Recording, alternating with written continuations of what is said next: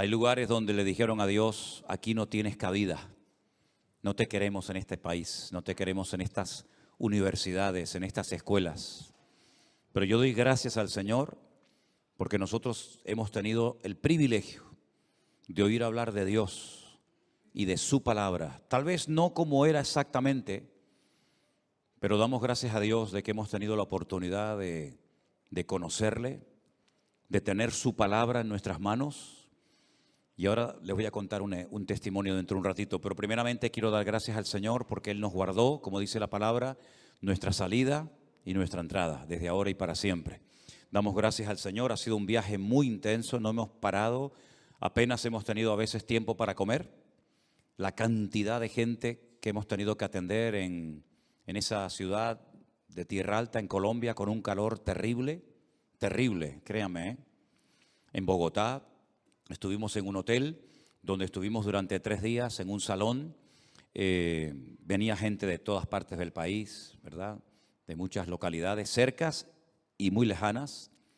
Después tuvimos la oportunidad de viajar a otro país limítrofe. Estuvimos en la ciudad de Quito, de donde es nuestra hermana Margarita, si no recuerdo mal. Una ciudad enorme, una ciudad grandísima. Allí fuimos recibidos por otro grupo de hermanos en el aeropuerto. Y de allí nos llevaron a un lugar muy bonito, allá arriba, casi en las montañas, una propiedad que me hacía recordar mucho a lo que tenemos en el Puerto de la Cruz. Así un lugar, era de la iglesia bautista, una piscina enorme con muchas habitaciones. Cruzábamos la calle y había una nave, un salón enorme donde hacíamos los cultos, pero en este lado de la calle comíamos. Y después también estuvimos en una ciudad de Ecuador, en la costa, en el Pacífico, llamada Manta, donde nunca pensábamos que iban a haber tantos hermanos que nos estuvieran esperando. Yo iba realmente a Manta a visitar a 3 o 4 hermanos que ya más o menos tenía contactado, pero cuando llegamos había un grupo inmenso de hermanos y bueno, la verdad es que increíble. Estando ¿en dónde? En Quito.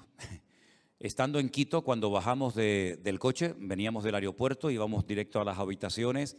En ese momento ya había hermanos que nos estaban esperando en la calle y conocimos a un matrimonio de Perú. Habían viajado 3 días en coche por las carreteras de montaña para ir allí a conocernos, a bautizarse, a estar con nosotros.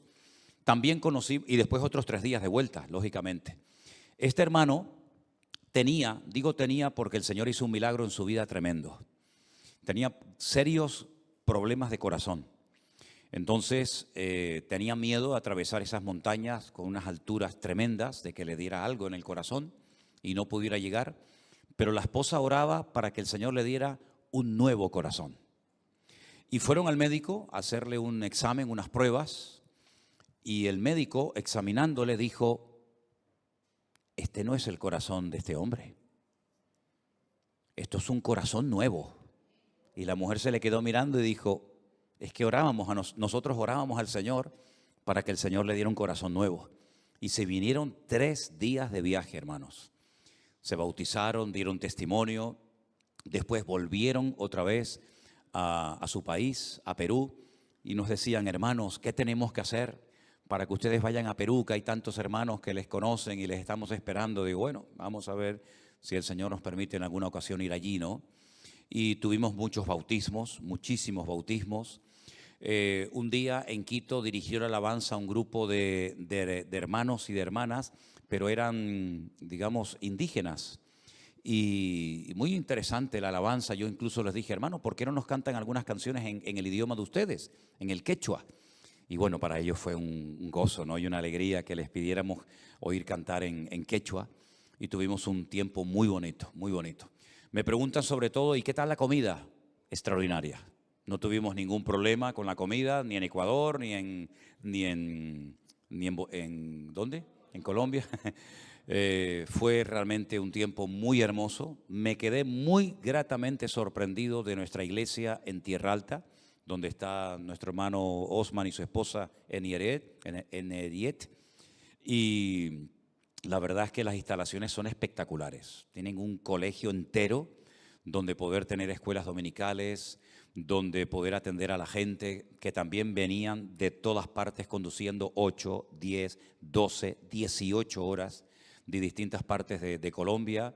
También vinieron hermanos de Panamá, de Estados Unidos, de Venezuela, de Argentina, a esos hoteles, a esas reuniones que estuvimos, y la verdad que fue un tiempo extraordinario.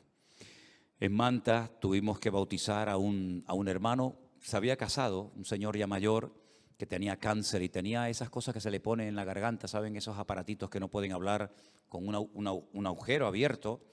Y le dije, hermano, hoy vamos a hacer un bautismo un tanto diferente, porque no lo podíamos sumergir, porque si lo metíamos debajo del agua lo ahogábamos. Entonces lo metimos en una silla. Bueno, fue una experiencia muy interesante.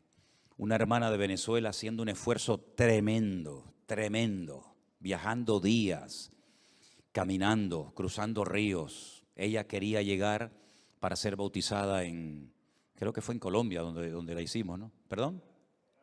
En Tierra Alta. Y la hermana solamente nos pedía Biblias. Quiero llevarme Biblias a Venezuela. Nos decía que comprar una Biblia hoy por hoy en Venezuela es carísimo. La gente no tiene la capacidad de poder comprarlas.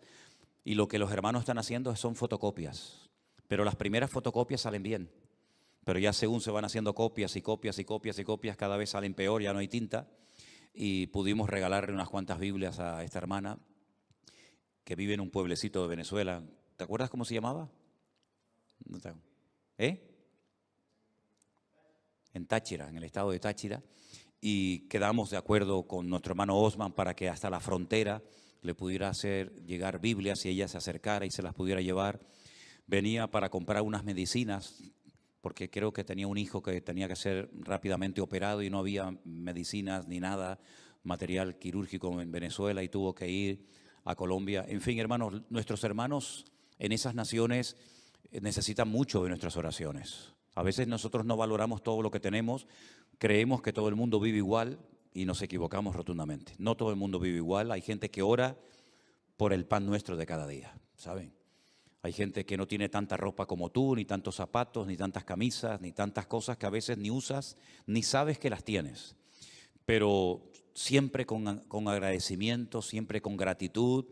Y bueno, la verdad que fue un tiempo maravilloso. Cogimos 10 aviones en esos 15 días que estuvimos, 10 vuelos diferentes. Nosotros siempre llevábamos el equipaje con nosotros, nunca tuvimos ningún problema de ningún tipo. Al contrario, a veces en la frontera los policías nos pedían que oráramos por ellos.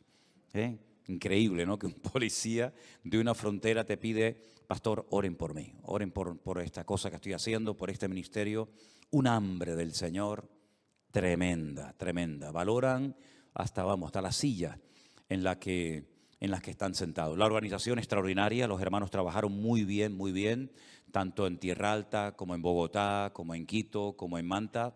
Hicieron un trabajo excelente, los hermanos se esforzaron muchísimo y no tenemos absolutamente nada malo, nada negativo que comunicar, solamente que los espacios que habíamos alquilado se nos quedaron pequeños.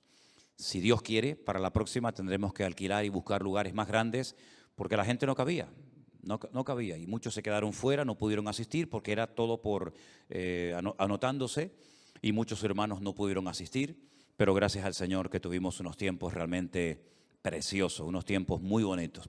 Traemos saludos de todos nuestros hermanos de esos países que están orando ellos por nosotros como nosotros tenemos que hacerlos por ellos.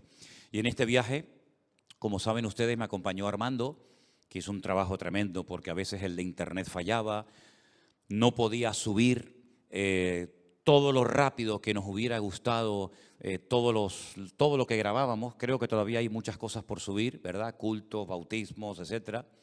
Y también nos acompañó Luis. Y yo voy a pedirle un momentito, Luis, si eres tan amable, de pasar por aquí.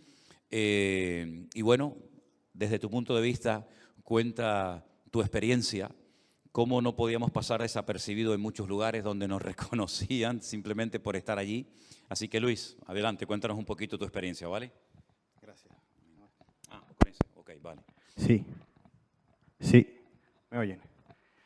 Pues bueno, hermanos, creo que no hay palabras para describir la experiencia, ¿no? que tuve el placer de estar estos 15 días con el pastor y con Armando.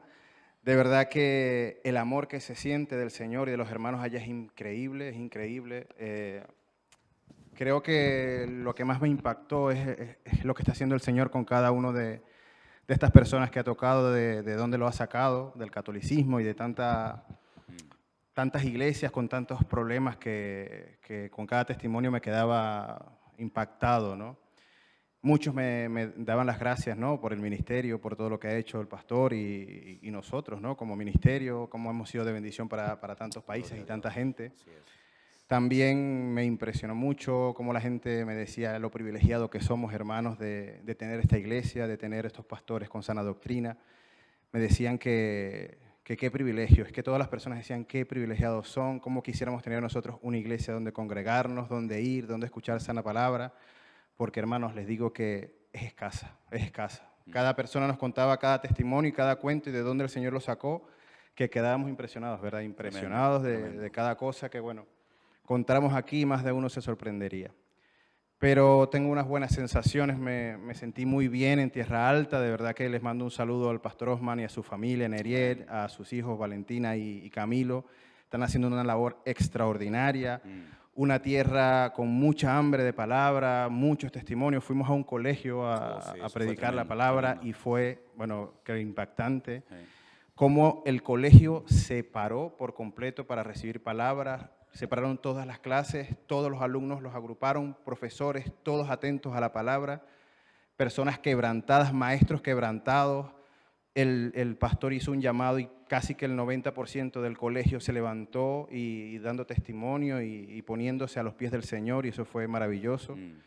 Chiquillas de 12, 13 años se acercaban al pastor llorando, pidiendo oraciones, con tantos problemas que ya no viven en sus casas, con una promiscuidad. Es que necesitan mucha oración todo y tanto que hacer, hermanos. Nosotros tenemos que valorar dónde estamos, todo este tiempo que hemos sido preparados, y es tiempo de que nosotros comencemos también a dar de todo lo que el Señor nos ha dado, a dar palabra, a orar por todas esas personas, a que se levanten obreros, porque la mies de verdad es mucha, hermano. Así es. La fuerza también que necesitan los pastores, quedé sorprendido de cómo el pastor pues ha atendido a toda esa gente y no se cansaba de atender a tanta gente, siempre con una buena sonrisa, siempre llevando esa cara, ese reflejo del Evangelio, y doy gracias al Señor por todo. Gloria a Dios. Muchas cosas que contar, pero bueno, pues pequeño resumen. Amén. Fuertes aplausos a nuestro Dios. Sí, aleluya.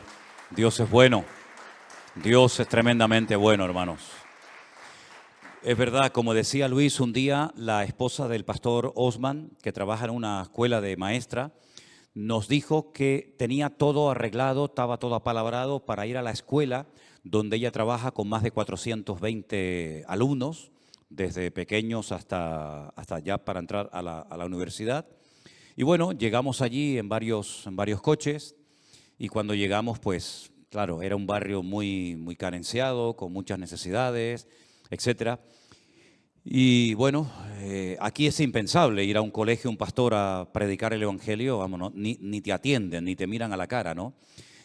La verdad es que uno decía, a ver cómo van a reaccionar estas criaturas, cómo van a reaccionar estos chicos, se pueden reír, se pueden burlar, pueden estar interrumpiendo el mensaje, etcétera.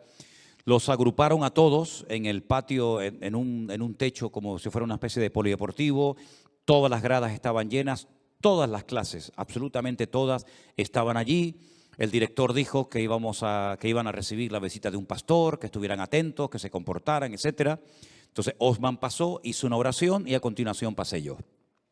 Bueno, les conté parte de mi testimonio, les estuve hablando a los chicos. Yo me quedé sorprendido porque según iba hablando, miraba a todas partes, que había cientos de jóvenes allí, y veía que ni se movían, estaban todos incluso hasta con la boca abierta. Yo decía, Dios mío, qué milagro, ¿no? Qué milagro que haya este silencio. Cuando estoy prácticamente terminando las palabras que tenía que decir, el mensaje, hago un llamado a todos los que quieran en esta mañana aceptar al Señor Jesucristo como su Señor y Salvador personal. Fui muy claro, no fue algo que tocó la emoción o la sensibilidad, sino fui muy claro, muy directo, y miro a mi derecha y comienzan a levantarse en las gradas por aquí 3, 4 por allá, 8 por allá, 3 o 4 por aquí. Para nuestra sorpresa, como dice Luis, y hay testimonio, está grabado todo esto para que lo puedan ver cuando quieran, casi el 90% de todos aquellos estudiantes se pusieron de pie. Les dije, cierren sus ojos, inclinen su rostro. Quiero que repitan en alta voz esta oración conmigo. Fue impresionante escuchar a cientos de jóvenes y de niños repitiendo en alta voz. Yo les decía, más fuerte, no les oigo, más fuerte. Fue realmente espectacular. Cuando terminó ese evento, muchísimos de esos jóvenes, sobre todo muchas chicas jovencitas, llegaban y te contaban sus tragedias. Tragedias de todo tipo, de todo lo que te puedas imaginar, allí estaba sucediendo. Concretamente me llamó mucho la atención una chica que se me acercó, no paraba de llorar, se abrazaba a sus compañeras y me dijo que orara por ella porque su padre les había abandonado hacía mucho tiempo y su hermana había desaparecido. Allí desaparece muchísima gente y nunca más se sabe nada de ellos. No sabe si están vivos, si están muertos, si se han marchado, no se sabe nada. Y yo le dije, mira, hagamos algo. Tú ya has recibido, ya has invitado hoy al Señor Jesucristo a tu corazón. Ya Él está dentro de ti. Tú ya has nacido de nuevo, según la palabra. Vete a tu casa y haz lo que te voy a decir. Cuando llegues, te vas a poner de rodillas al lado de tu cama, en tu habitación. Y vas a pedirle al Señor que aparezca tu hermana. Ella dice, sí, pero es que hace mucho tiempo se fue, no sabemos dónde está. Digo, da igual. Digo, el Señor sabe dónde está. Bueno, lo hizo así. Nos despedimos. Después, por la tarde, la esposa de Osman, Eneriet, nos dijo, ustedes no se pueden imaginar, claro, no sabemos cuánto va a durar eso, ¿no? Pero no se pueden imaginar la paz, la calma que quedó en todo el patio. Los chicos se me están gritando y peleando, insultándose y diciendo, dice, quedó como una calma en el colegio impresionante. Hasta los maestros se dijeron entre sí, esto es lo que necesitamos en esta escuela. Se quedó como un ambiente de calma.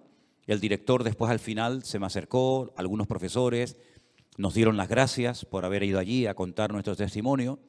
Por la noche teníamos culto en nuestra iglesia en Tierra Alta y estoy en la puerta de la iglesia y veo entrar a esta chica.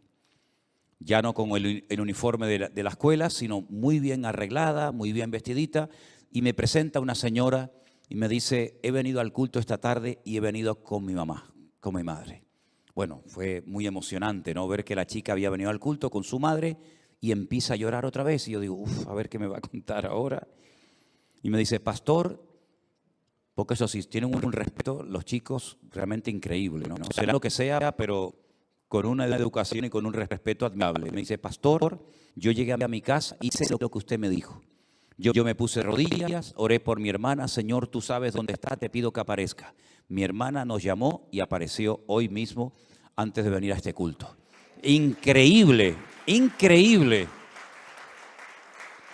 De verdad.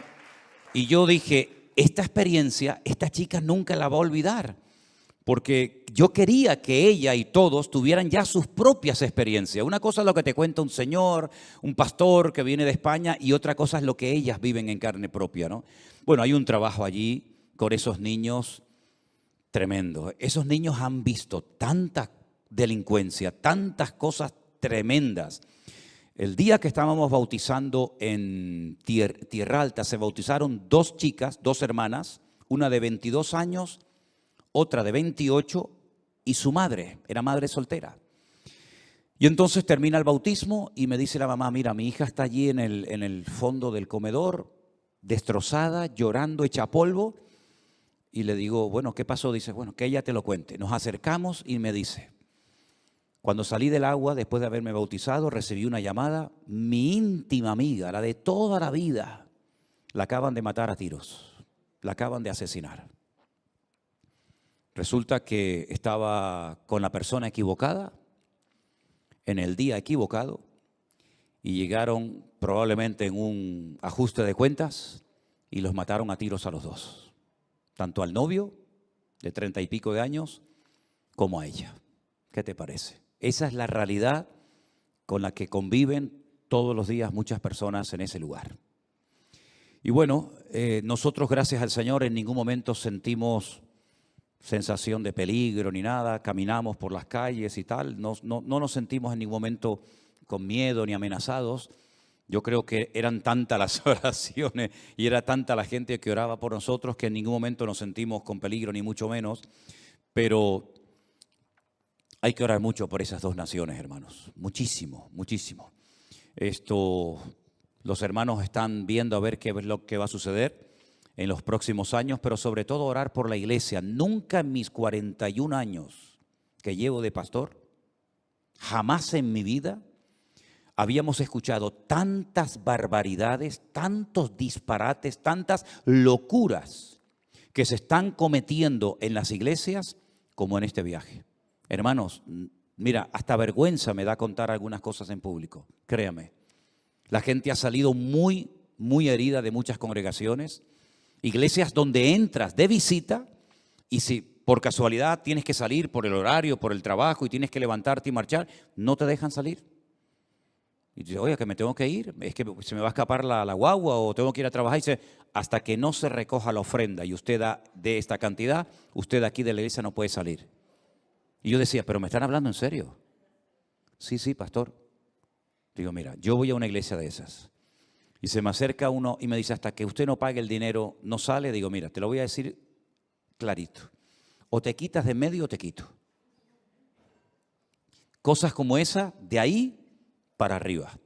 Gente herida, gente lastimada, gente desilusionada, gente arruinada. Conocimos a una hermana, me viene a la mente ahora, una hermana que trabajó 4 años en la iglesia y en la casa del pastor. Ella hacía todo, le hacía la comida a los pastores, limpiaba la iglesia, limpiaba los coches, absolutamente todo. Y su marido también. Y entonces se me da por preguntarle, hermanos, pero una pregunta, 4 años trabajando tú y tu marido sin ningún tipo de ayuda, de ningún tipo de detalle. Y digo, ¿y de qué vivían ustedes? ¿Cómo vivían? Dice, bueno, fuimos vendiendo una cosa, fuimos vendiendo una otra, hasta que ya nos arruinamos y perdimos todo y nos vimos en la calle. Para colmo, quedó embarazada y entonces llegó el pastor y le dijo, bueno, así como estás ya no me sirves para trabajar, así que cojan y váyanse de la iglesia. Y yo escuchábamos aquello, claro, al principio nos chocaba porque nosotros nunca hemos vivido eso, ni yo ni ninguno de ustedes. Y cuando escuchábamos a uno y a otro y al otro y al otro, yo decía, Dios mío, ¿pero qué ha pasado? ¿Qué ha pasado con tu pueblo que se ha corrompido de una manera terrible y pecados se cometen en las iglesias peor que en el mundo, peor que en la calle, ¿no? Y bueno, con este tipo de personas, de hermanos, teníamos que hablar todos los días, montones de preguntas, montones de dudas, cantidad, gente que se te acercaba con miedo, señoras mayores se me acercaban como a 1 metro de distancia con la cabeza agachada, así todas asustadas y me decían, pastor, ¿nos podemos acercar a usted? Y digo, sí, ¿por qué no se van a acercar? ¿Yo huelo mal o qué les pasa? No, es que le puedo dar un abrazo. La gente, pero mira, hermanos, heridos, pero de una forma increíble, ¿no? Yo decía, sí, hermana, véngase para acá, deme un abrazo y no sé qué. En fin, hermanos, todas estas realidades las vive uno y cuando uno llega aquí, yo quiero compartir estas cosas con ustedes para que ustedes vean lo que han sufrido muchas personas en esos lugares. Yo le decía a los hermanos, no podemos callar, hay que denunciar todo esto. La iglesia no se puede callar, no puede permanecer callada. Y a raíz de todo lo que vimos y escuchamos, yo quisiera leerles un versículo en esta tarde que para mí es la clave de muchas de las cosas que han ocurrido en el pasado y que siguen ocurriendo. Pero antes vamos a orar. Cierra tus ojos un momentito ahí donde estás y vamos a orar al Señor y pedir que en esta tarde estos versículos que yo voy a compartir con ustedes, pues nos sirvan a nosotros para fortalecernos en la fe y para valorar nuestra relación con el Señor desde este punto de vista, ¿sí? Señor, te damos muchas gracias por este privilegio, esta maravillosa oportunidad que nos das un día más para poder reunirnos en este lugar sabiendo que tú estás aquí con nosotros. Bendice, Señor, a todos nuestros hermanos que no solamente están aquí, sino en sus hogares, en muchos lugares, viéndonos con sus corazones atentos, abiertos, para recibir tu palabra, para ese ese ánimo, esa fortaleza que solamente tú nos puedes dar, hoy la podamos recibir para seguir adelante en tus caminos. Te damos gracias por todo, Dios mío, en el nombre de Jesús. Amén y amén. Acostúmbrense a venir a la iglesia con sus Biblias, por favor. Por favor. En mi época, todos los cristianos venían con Biblia a la iglesia. Yo sé que se han puesto de moda las tablets y los teléfonos y todo eso. Todo eso está muy bien. Pero sería muy bueno que volviéramos a recuperar aquella costumbre que yo por lo menos nunca he perdido, de venir a la iglesia con su Biblia. ¿Lo van a hacer? No me digan amén y después no lo hagan. ¿Lo van a hacer? Ok. Tuvimos cultos de preguntas y respuestas y le pedíamos a los hermanos, por favor, pase adelante y póngase al micrófono a hacer su pregunta para que los hermanos cuando después oigan y vean este culto puedan gozarse en casa. Y pasó un muchacho de Venezuela, ¿te acuerdas? Un muchacho alto, moreno de Venezuela. Pasó y me le quedé así mirando y me dice, pastor, ya sé lo que estás mirando. Le vi una Biblia del Nuevo Mundo, la Biblia que han inventado los testigos de Jehová. Una Biblia que no tiene nada que ver con la verdadera Biblia, una Biblia amañada, tergiversada, donde han quitado versículos, han amañado. ¿Por qué? Porque hay muchas cosas que no creen. Y entonces si usan una Biblia normal y corriente, como la de toda la vida, pues lógicamente quedan en evidencia sus carencias, sus falsas doctrinas. Entonces, ¿qué hicieron? Inventaron una Biblia impresionante, manipulando los textos. Y claro, ahí el papel aguanta todo lo que le echen. Y se la vi. Y me dice, pastor, es que no tengo otra Biblia. No tengo una Biblia. Pues le digo, pues sinceramente para leer eso, mejor que no leas nada. Digo, ¿hay alguien aquí que tiene alguna Biblia de sobra? ¿Algún hermano que ha venido al culto y no tiene y le sobra alguna Biblia? Nadie dijo nada. Y yo digo, bah, otra vez. Digo, bueno, pues entonces déjame sacar algunas cositas de la Biblia mía y te regalo mi Biblia. ¡Wow! La gente dio un aplauso. El chico ni se lo creía. Dice, ¡wow! La Biblia y tal. Entonces le regalé y así que hoy estoy estrenando otra Biblia. Estoy estrenando otra Biblia que tenía en casa. Digo, algún día se la regalaré a alguien. Me la regalé a mí mismo hoy porque me quedé sin Biblia. Entonces en Oseas, capítulo 4, a partir del versículo 1, voy a leer unos versículos. Si tiene su Biblia, sígala conmigo y si no, ahí en la pantalla. Es verdad que ha habido manipulación, no vamos a decir lo contrario porque mentiríamos. Es verdad que se han predicado y lamentablemente tengo que decir que se siguen predicando y enseñando cosas totalmente ajenas a la palabra de Dios, totalmente ajenas a la Escritura, tergiversando cosas, sacando textos del contexto para formar pretextos, etcétera, etcétera. Pero también es verdad que mucho de ese pueblo que ha sido manipulado y engañado y llevado de un lugar a otro, también ha sido llevado fácilmente por falta de conocimiento de la palabra de Dios. En otras palabras, nosotros somos responsables a título personal de conocer la verdad, de saber lo que dice y lo que no dice la Biblia, para que de esa manera podamos en todo momento discernir y decir, perdone, lo que usted está enseñando, eso no es bíblico. Eso no está en la palabra de Dios. ¿Dónde dice eso? ¿Cómo puede usted demostrar esa enseñanza, esa doctrina, ese mandamiento, esa tradición o esa costumbre? Se juntó, permítame la expresión, el hambre con las ganas de comer.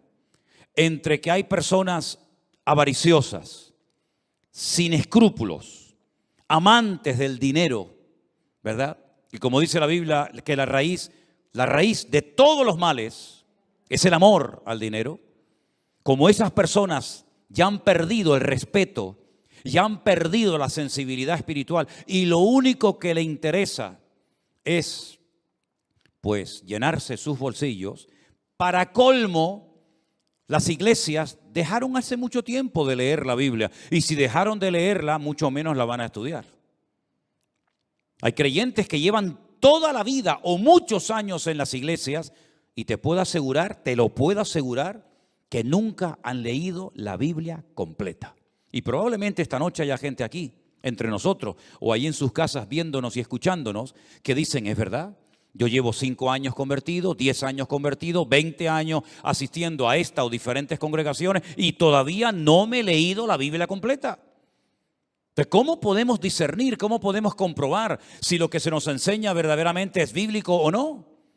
Claro, luego se cae en errores tremendos, como que el ungido del Señor, el pastor, tiene carta blanca para enseñar a la iglesia todo lo que él crea conveniente. Como en una iglesia nos contaron unos hermanos que se le prohibía a la gente orar por personas o por cosas o por situaciones diversas, sino solamente se podía orar por el pastor.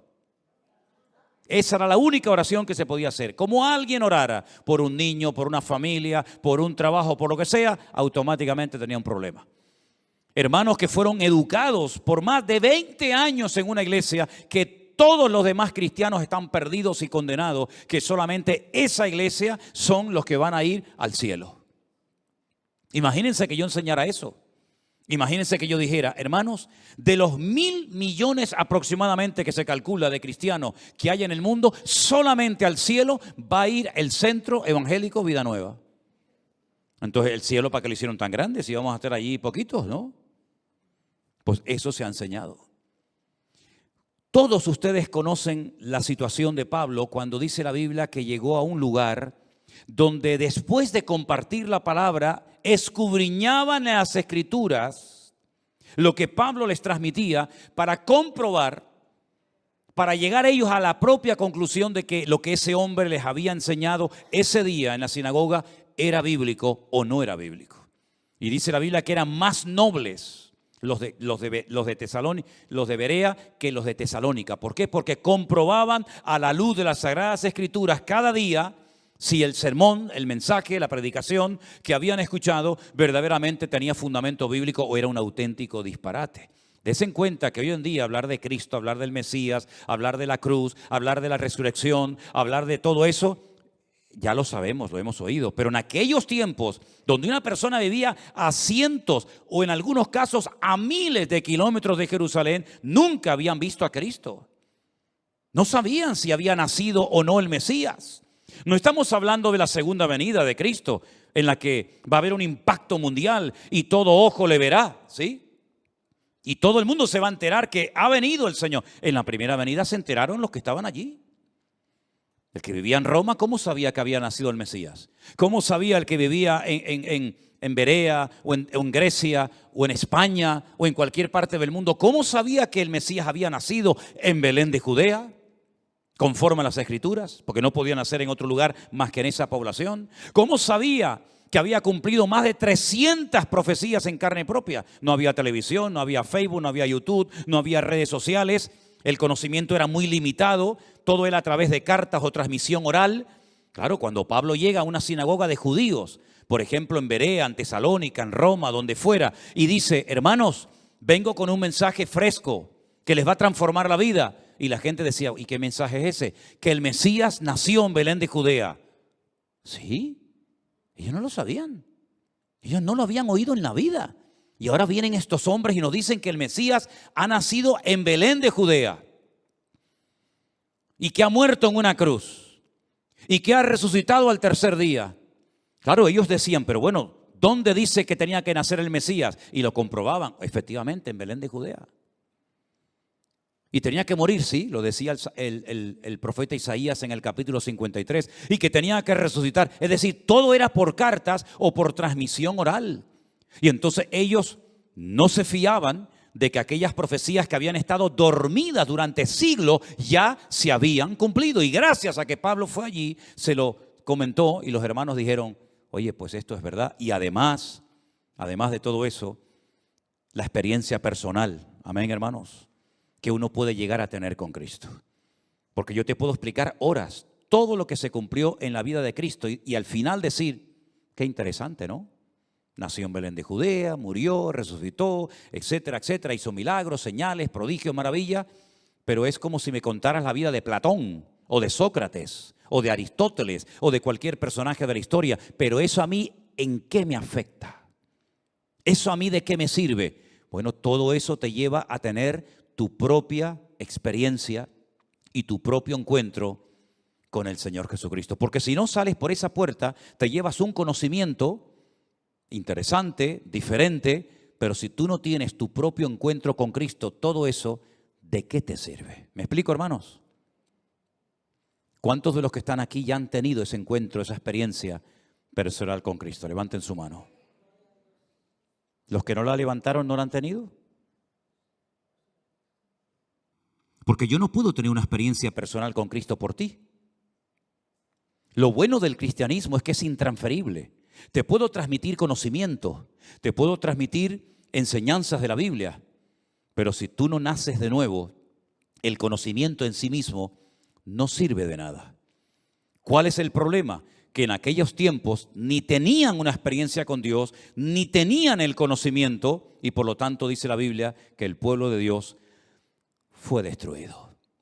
Si tú no tienes un amplio conocimiento o mínimo conocimiento de las Sagradas Escrituras, tú no podrás enderezar tu vida espiritualmente hablando.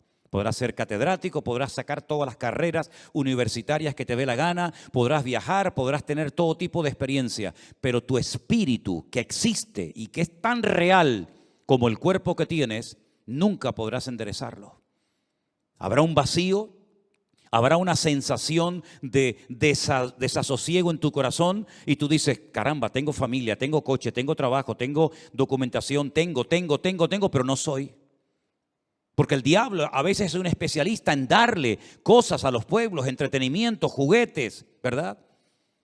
Pero el Señor no solamente viene a que tengas cosas, si es lo que quiere, sino a que seas, a que te sientas plenamente realizado, aunque vivas en una cueva, aunque no tengas nada, pero tienes la experiencia más maravillosa que un ser humano puede tener con Dios. Y esa experiencia, por eso soy cristiano, es intransferible. Yo no puedo tener esa experiencia por ti, ni tú por mí, sino que cada uno, por así decirlo, en fila india, tendrá que ir a tener su propio encuentro con el Señor Jesucristo. ¿Te das cuenta?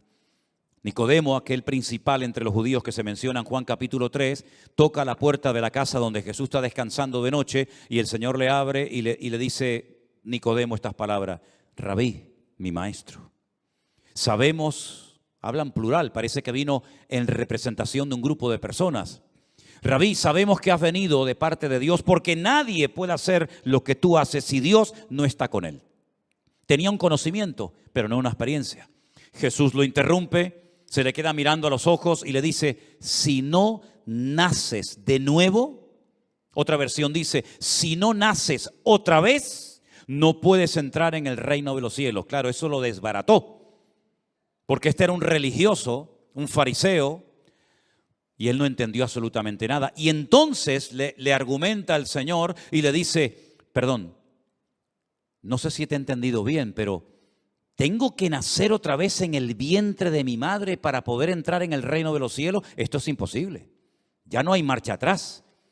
Ya nací una vez y ya no puedo volver a nacer de nuevo. Y Jesús le habla en otros términos, espiritualmente hablando. Y Nicodemo, una persona rica, una persona principal y reconocida entre el pueblo de Israel, no entendía nada. Y es lo que está pasando hoy en día. Te puedes sentar con una persona y hablas de política, hablas de fútbol, hablas de lo que tú quieras. En el momento en el que tocas el tema bíblico, el tema de la palabra de Dios, de la figura de Cristo, o se ponen en guardia y dice, uy, cuidado. O simplemente tienen que reconocer que no tienen ni idea porque han sido víctimas de una falta de enseñanza y de conocimiento de lo más importante que puedes oír en esta vida, que es acerca de tu Creador, de cómo se humanó y vino a este mundo a morir en una cruz por ti. Claro, por ahí se enseña que fue el hombre el que inventó la idea de Dios. En su arrogancia y en su soberbia, comienzan a inventarse todo tipo de teorías y todo tipo de historias, tratando de decir que, bueno, que todo esto es producto de la casualidad, que Dios no existe, que Dios es el opio de los pueblos, que la religión embrutece a la persona, etcétera, etcétera. Y solamente digo una cosa, ¿cuáles son los países más prósperos de la tierra? Dígame, ¿cuáles son los países más ricos del mundo? Los países que se abrieron a la idea de Dios o al concepto de Dios, los países que tienen la Biblia como base de su escritura, vayan por ejemplo a Dinamarca, a Noruega, a Finlandia, a Alemania, a Inglaterra en su época, países ricos, personas inteligentes, personas cultas, vayan a los países, al que quieran, que le han dado las espaldas a Dios. Dígame cómo están. Dígame cómo están las naciones que dijeron Dios no existe, los cristianos son un peligro, la Biblia es una manipulación, es una mentira, es un invento. Dígame cómo están esas naciones.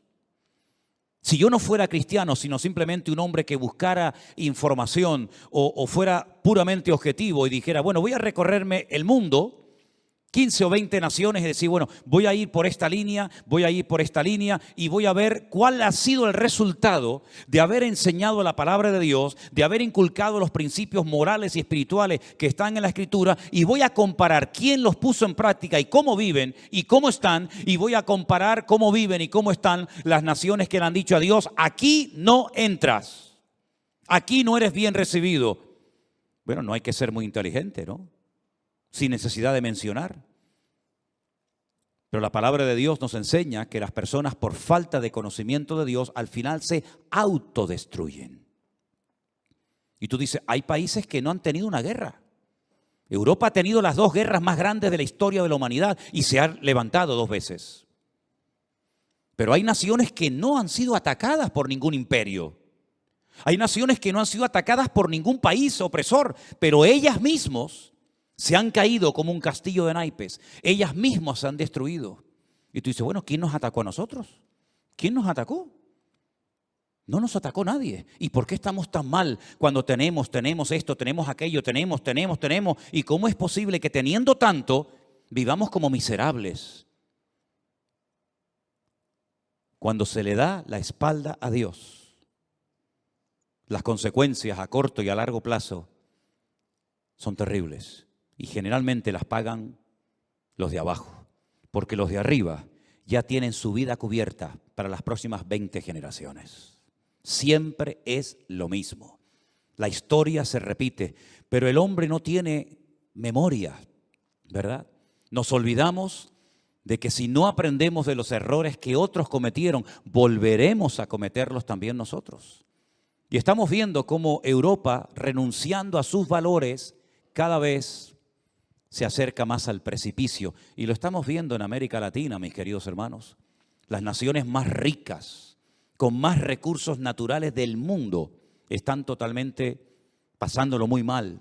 Y la gente solamente piensa en una cosa, largarme de aquí cuanto antes y buscarme un futuro, buscarme otro lugar, buscarme otro sitio. ¿Por qué? Porque como no tienen a Dios, tienen que buscar otro sitio. Pero vayas a donde vayas, si tú no tienes tu experiencia personal con Dios, tendrás un buen trabajo, no te digo que no. Y tendrás casa, y tendrás coche, y tendrás ropa, y tendrás lo que tú quieras. Pero si no tienes a Dios, volverás a sentirte solo, vacío, y diciendo, ahora que lo tengo todo, ahora me siento igual o peor que antes.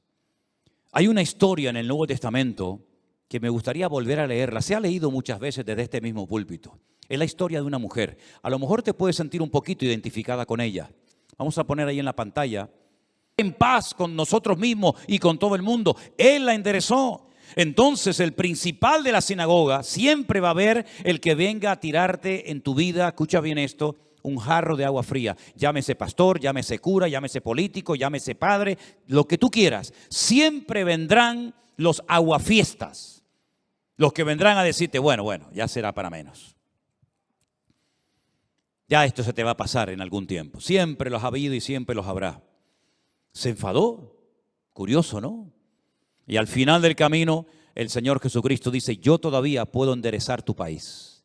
Yo todavía sí me dejan, porque eso sí, Dios no se mete donde no lo llaman. Dios es un caballero. Y si a Dios no lo quieren, tú no te preocupes que Él no te va a molestar. Él se va a otro lugar donde le reciban con los brazos abiertos. Por eso nosotros hemos sido enderezados espiritualmente hablando.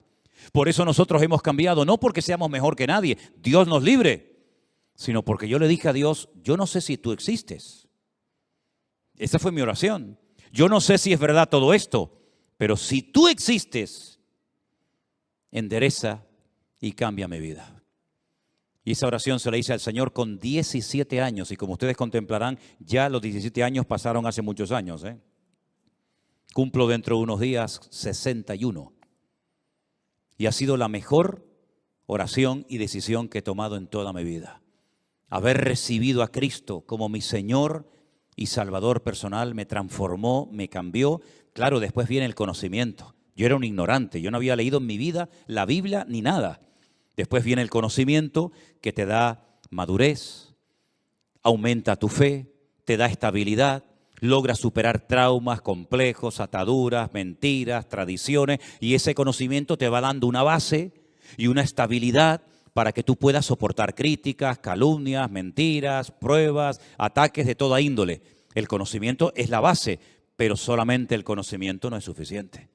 El conocimiento es importante y necesario, pero la experiencia personal con Cristo es lo que tú vas a poder demostrarte a ti mismo y a los demás. Tal vez yo no he leído la Biblia completa, hermano.